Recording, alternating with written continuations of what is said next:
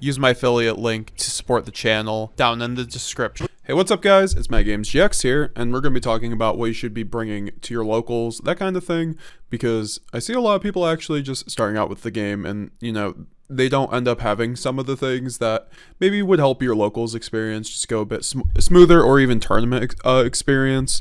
So we're going to cover everything from locals to even a regional level about stuff that you should have on you.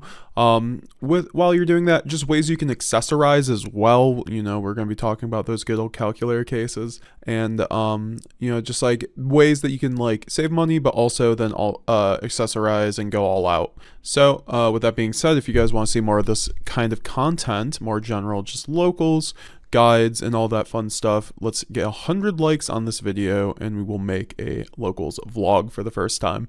So with that being said, let's talk about the first thing on my list, because there's always something that we have to get. So right here I have my gem accessories backpack, and I got this for about $100. This is definitely more of the high of the line backpack for Yu-Gi-Oh! They are specifically designed for the card game. The maker of gem, I think, has Yu-Gi-Oh! In mind when he is making these things, because whenever you go to a like regional or something, you'll see all these backpacks like everywhere on everybody's backs. They just work very well. I highly recommend them personally. I have a review of this backpack on my channel if you guys want to go check it out. I'm not sponsored, by the way. I just love this kind of backpack. Before this, I had a $60 backpack from Amazon, which I thought was actually pretty good for the money. You can definitely check out stuff on Amazon, go through reviews, and just find out one that I'll leave a link to one that you might want that I use personally down in the description that is cheaper than this, but this is more spacious. This is also specifically designed so you have the calculator case / water right there. You have an extra slot in here. You have specific deck box holder right here that's really quick access, which is super useful because it's modulated. Then you also have you have a lock on it. You also have a pocket just for binder / you can put your laptop in it, and then you have another top case which can fit more deck boxes or whatever, plus sleeve holders and all that fun stuff. So you also, when you're considering backpacks, you want them to be very comfortable, because some days when you're at a regional or something, you are going to basically be wearing this for all day. So you're going to want something that can, you know, hold everything that you want your backpack to hold. I think that's important. If you don't want to bring a bunch of your deck boxes, I don't think you need something this big. But if you you know, and then the comfort as well, which is quite comfy. So now we have the deck box portion of this video, because you need to be bringing your deck with you to a tournament to play, and you want that deck box to protect your cards. You want something so your expensive cards do not, you know, get just go everywhere, kind of. So it's really important to have a deck box, in my opinion. So we're going to go over kind of all the kinds of deck boxes I have kind of generated. Also, yeah, we do have a tin here, because generally you see people when they first start getting into Yu-Gi-Oh, they'll put their cards in their tins, and while this can seem like a good option, it is highly recommended not to do in general, because your cards can they can warp over time also, and just like if you start stuffing cards into your tin, it's not great. Also, your cards move around, so this is just a really bad way to have safekeeping of your cards, unless as a way when you're mobile. So highly do not recommend keeping your cards in your tin as long as you're going to an event with them. Most people start off with something like this, which is like an Ultra Pro deck box. This is a My Little Pony deck box that I somehow got my hands on, but you know, this is like something that you can find at your average card store for like $50. It holds like a 60 to 100 card deck with single sleeved. So a lot of these will only be single sleevers, but that's where the bigger deck boxes come into. But this thing is definitely quite cheap. Also, you have lots of different graphic options. You can get something more manly or something if you prefer, or if this is something that is just up your alley, of course. Nice and cheap gateway to get your cards, but also it's just plastic. It's not bad quality. It'll keep your cards nice and you know, safe. Also, you could write your name right here like a lot of people do. But it doesn't hold the most. Also, you can't hold any dice in it. And also, just like the design of it going up and down might not be to your suiting. I don't personally like that. So you have something more along the lines of this, which is a anime deck box. You see people with anime girl deck boxes. This is a broccoli deck box. You usually see broccoli deck boxes a lot at events where you'll see like an anime girl, like a dark magician girl on a plastic deck box. Usually those are the double deckers. I have a single decker. This is just a Mega Man one I found on eBay. You can find other kinds. They have lots of nice designs. They're out of Japan, so Japan gets a lot nicer product than us. And this one actually came with some field dividers. Also, these other deck box might come with you know, this one obviously has its own divider too. This is another Ultra Pro one. It's pretty big, but this one, you know, the animated ones usually come with nicer field centers that are nice, and the graphics are quite nice. They're just typically a bit more expensive, but you know, people usually go with these ones even though they're still plastic, so they aren't, you know, the best way to keep your cards safe, but you know, they're nice ways to style around it. Also, it has a nice design. Just pull up, it's easy to get your cards. Also, it's lightweight, so it's just usually what a lot of people end up going with. I do still like it. I don't not recommend these. They're just typically pretty expensive. If you can find them pretty cheap, I recommend them. Some people be out here spending like $200 on like the anime girl deck boxes. I'm like, what are we doing out here? You also have something more hard case, like an Ultra Pro single decker. I've had two of these before in my Yu-Gi-Oh career. I used to have the double decker one, which actually has a slot for your dice. This one does not. It just has, it goes up and down, and you can fit your cards in. You can actually fit usually like 100, 150 cards, depending if they're double sleeved or not. Pretty good use of space overall for a deck box. Usually just not a lot of ability to customize like the Japan deck boxes like Broccoli, or maybe even the Ultra Pros with the plastic graphics. These usually come in just flat color, so they're not bad. I just like the fact that they're hard also doesn't makes them kind of just like, you know, not bad for storage too. They're pretty safe. So next, you see a lot of these deck boxes somewhere. They're the monster deck boxes, the monster double deckers, or maybe you'll see Pokemon deck boxes, or like I said, the anime deck boxes that are double deckers like this. These ones are very popular because you can hold one deck and then another deck. So it's nice if you're like, maybe you have two decks for a format and you want to have it right there, or maybe you want to have some side deck cards for that or that. Obviously, you can't go into an event with two different decks. Make sure you're not doing that, but you know, for storage purposes as well. And also, these come in different colors. I see a lot of white ones as typically the most popular, but the black one is pretty nice too. Comes in other flat colors. No really, at least the monster ones come like that. Obviously, there's the anime versions, which will be more expensive, but you know, these are nice. It has a nice magnetic one on here. That's why I like the monster in particular. These are quite cheap. Recommend them highly because you get these two deck boxes inside that you can hold your like 60 to 80 to 100 card decks. Not bad. So they're nice, and also like the gem backpack actually fits these quite nicely. Next, you start getting into more of the leather, bigger deck boxes. I actually got this deck box. I forgot what brand it is, but I got this from a thrift shop for like $2, which is pretty funny. But I don't think this one in particular is in circulation, but I know this was on Amazon at some point. They're nice, these leather ones, because they actually have real leather, so it's nice for water resistance, and then also, more importantly, it's just nice. It looks nice, you know, it feels nice. They're usually high quality. They usually have a dice winder or extra deck space, so lots of deck space is nice. And then the magnetic. These ones typically run about $20 to $30, especially the more artisan ones like Amanda LaPalme right here. This is the Amanda LaPalme Shadal deck box I got from her when I first got back in the game. This is super nice, actually. They go super hard. Check out Man Moon and everything they do have wonderful products. Not sponsored, I swear. They have these really nice field centers that you can, deck dividers. Man Moon definitely has the best quality for deck dividers, and they have best like stylistic choice for if you want really nice deck box. They go really hard. The only issue is they typically take a while to get your stuff, so you know, there are things like Gem, which typically is a bit quicker, and they have really nice artists as well.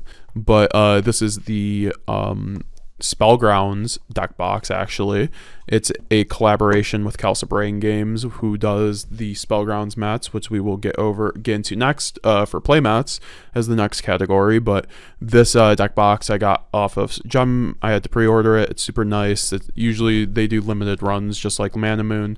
This is their typical style. The Mana Moon style is typically like this, where you have the dice winder on the side, and it's actually magnetic and removable, which I personally like more than these, because these are not, you can't remove it, but there's like more space in here, so definitely pros and cons. And then also you have like really nice leather here. This is super high quality, honestly. They do wonderful jobs, both of them. Highly recommend both.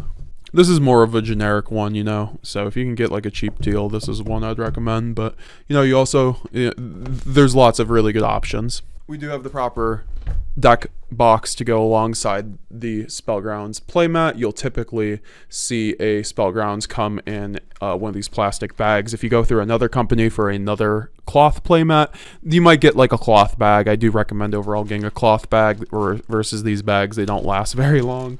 However, I think that these playmats are the cream of the crop for the most part, Spellgrounds, and then also you have other wonderful companies making playmats. Please sponsor me, one of them. Also, you know, I personally love Spellgrounds.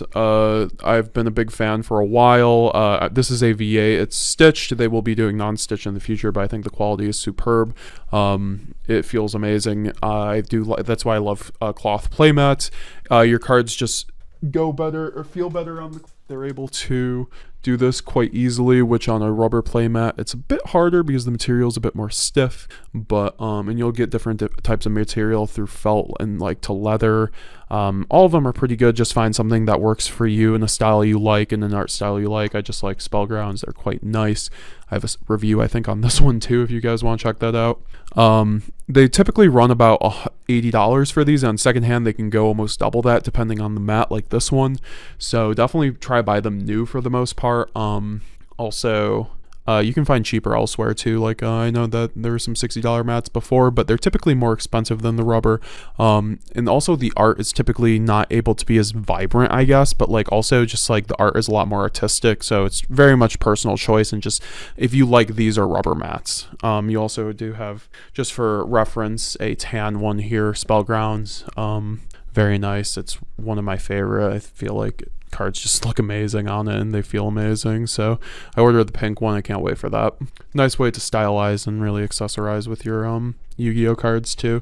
Nice way to match with your deck box and not get your cards dirty as well. That's extremely important. That's why you play on a playmat. I know a lot of people come to locals and they don't have a playmat, and I'm like, here, I'll extend out my 2-player mat, but you really should get a mat. You're gonna ruin your card sleeves way faster without a playmat.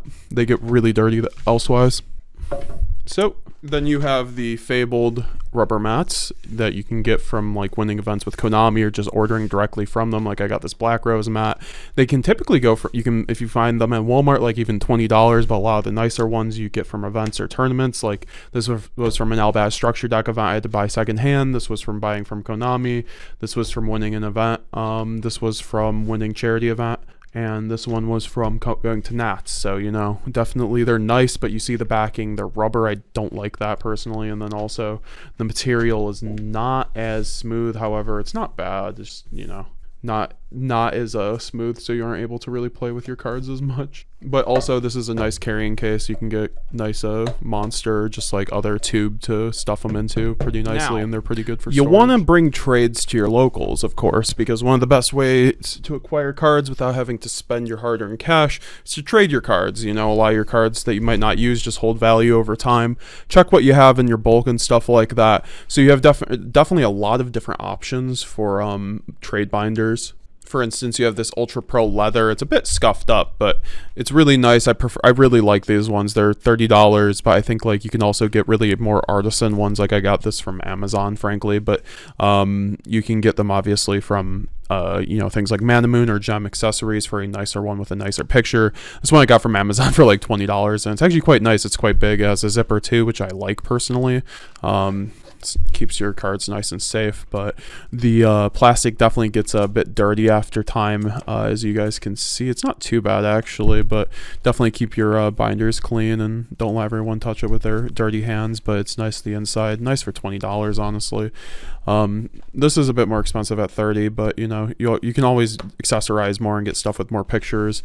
You know, Imperium Duelist I know has stuff. There's more cheaper plastic ones like Monster, Game Genic has stuff like this, and I think Ultra Pro does. I don't recommend these typically. They can bend, so like you can obviously bend your cards. It's not great.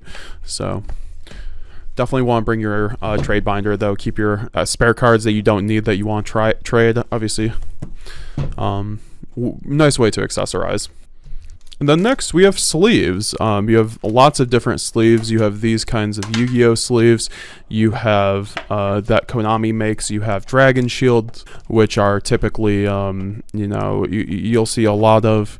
Something people really like too are these Konami sleeves that you can get from higher tier events that have like the name like the World Championship qualifier on them. I really do like those as well. You have undersleeves too that are a bit thinner but help you protect your cards maybe a bit better by double sleeving them on top of the oversleeves you can see with Dragon Shield. I also have a pack TSX ones. I think these are pretty nice too. They are like the old people like it player choice, where the backings are smooth. They're not matte. They make it so the feel is the best. I think they get a little bit dirty fast, but you know, I love the sleeves. I would get more of them. But they're quite nice. I personally use, just because of accessibility purposes, KMCs are kind of nice. They're cheap. They're also nice and matte as well. They have a nice matte backing. I have an example right here where the matte backing makes it so it doesn't collect as much dirt. You also have some, I don't have them on me, but Ultra Pros and Katanas which have matte fronts, which make it anti-reflective, which might be nice for recording in the future. And then also less dirt in theory, so I would definitely pick out the matte, the sleeves you like, obviously, on your cards. Your extra deck sleeves, you typically want different color as your main deck sleeves, so that's where a lot of people go for artisan sleeves for the extra deck, like the World Champ sleeves, or something more like this, which is from Sleeve Chief. Obviously, things like Madam Moon and Gem Accessories have nice sleeves like this. Really nice picture, really nice art. They're typically more expensive, though. These are typically like $10. This is typically like 20 or 30. So, you know, you definitely want to be more sparing with them, but they look a hell of a lot nicer. And then last but not least, you need to be able to keep your life points. So you have a few different options, because in tournaments, you won't be able to use a graphing calculator at like something like a regional or something. But for that reason, we're going to cover this one first. You have usually these nice calculator cases that you can get for graphing calculators. I think these ones would also fit, but this is what you'll see a lot of the time. I know at some events judges don't allow you to use these. I know sometimes they do, but they're really nice for accessorizing. This is a gem calculator case. You get to keep in like 9 of your field centers. Shout out to No Vanity for sending these my way. You get to keep your dice in, then obviously your calculator all in one fell swoop, and then you can also keep like something like a pen right here, right there, and then also just like put some paper behind there, because in an actual event you will need paper over this. So obviously you could just do it like that. Still will fit that.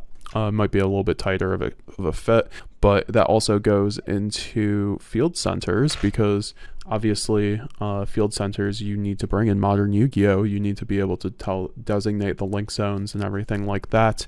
So you typically have, this is a custom field center. You will see stuff like this in modern Yu-Gi-Oh though. They're typically, you know, it's paper, so I recommend double sleeving them so they're a bit, you know, more stiff, but feel a bit more secure, because elsewise it's just like a regular Yu-Gi-Oh card. You do have things like metal field centers, actually, and then tokens. So we'll talk about the metal field centers. This is like a Mana Moon Shadal metal field center. They're actually quite nice. I'll take out the case right now. Usually has something on the back denominating which one it is out of each, and then it has like a nice picture on it. This one's quite nice. It's not like the standard old picture. You'll see a lot of low effort ones just be the same background essentially. This one's nice and custom, so shout out Mana Moon. They make great products. I also have like this Pokemon one. You can obviously just kind of get crazy with it. This is a nice Arceus that I got. But obviously these work too, because they go nicely in here. And they're a bit cheaper, and you can get a bit more come with it, you know. I also have something which is kind of funny, since games can go to game 3. You can have something that has like a 3-tier evolution that you switch on each game. So I have the original Duel Monsters Yu-Gi-Oh anime cards that you would get when you went to Duelist Kingdom as a duelist. So game 1 we were going to set sail for the kingdom. Game 2 we'll be in Duelist Kingdom, and then game 3 it'll be Glory to the King's Hand.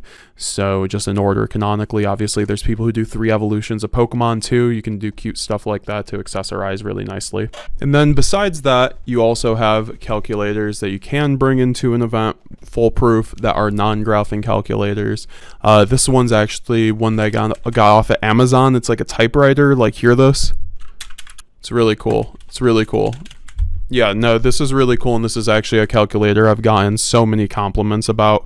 They have little stoppers here. They are battery operated, so it's a bit more expensive though at $20. I'll leave a link down below, but these are super nice too. You can get them in different colors.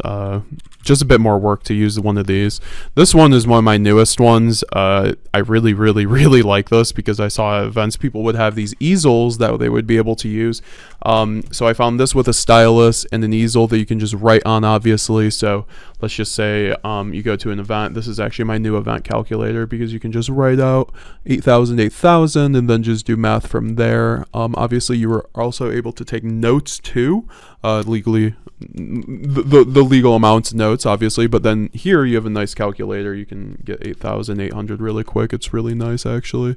So it's not bad at all. This is super nice with the stylus. I got this, I think, off of Temu, and it is battery charged. So this thing, I haven't had to charge it. Yeah, it's really nice. So highly recommend. So with that being said, hope you guys enjoyed the video. We went over all the ways you can really just all the different things that you can bring to your locals, and different ways to accessorize, all the things that you should be bringing to your locals so you aren't missing anything, everything from your binder to your deck and different options that you have. This is a great guide for new players and even old players alike. So I hope you guys enjoyed. Make sure to leave a like if you enjoyed this kind of content, and make sure to subscribe. We're on the road to 5K. We just hit 4,000 subscribers. Thank you guys very much. Thank you, channel members, and we will be seeing you guys later. Make sure to check out all the links down below. TCG player affiliate link, also my coaching sessions, all that fun stuff. See you guys later. Did you know that I have channel memberships now? This is the best way that you can support the channel and get some awesome perks. You get access to the hidden Discord group chat where you get to ask me any questions about your decks. You get early deck lists, some early videos even, and exclusive emotes to use in the YouTube chat. And you get to duel me once a month. The best part is you get to support amazing branded and Yu-Gi-Oh content going forward. So what are you waiting for? Sign up for the memberships down below. Thanks for watching the video.